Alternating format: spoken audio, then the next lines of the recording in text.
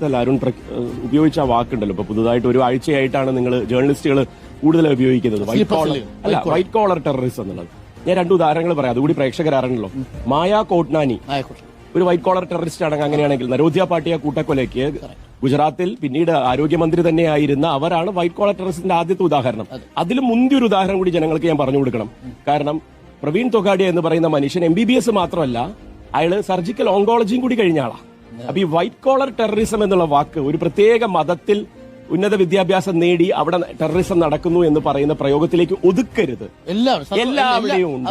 അതിന്റെ ആദ്യത്തെ ഉദാഹരണങ്ങൾ എഡ്യൂക്കേറ്റഡ് ആയിട്ടുള്ള ആളുകൾ തന്നെ ടെററിസം എന്നുള്ള രീതിയിലേക്ക് മാറുന്നു എന്നുള്ളത് ഗുജറാത്തില് മായ കോട്നാനിയും പ്രവീൺ തൊഗാഡിയെ ഇന്ത്യയിൽ ഒട്ടാകെയും കാണിച്ചു തന്നതാണെന്ന് പ്രേക്ഷകർ ഈ വാക്ക് ആ രീതിയിൽ മാത്രമായി സെലക്റ്റീവായി ഉപയോഗിക്കുന്നവർക്ക് തിരുത്തി കൊടുക്കണം.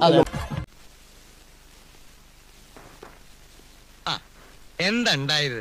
ഒരുത്തൻ അപകടം പറ്റി ആസ്പത്രി കേൾക്കുമ്പോഴല്ല ചെറ്റവർത്താനം പറയല്, മനസ്സിലായോ?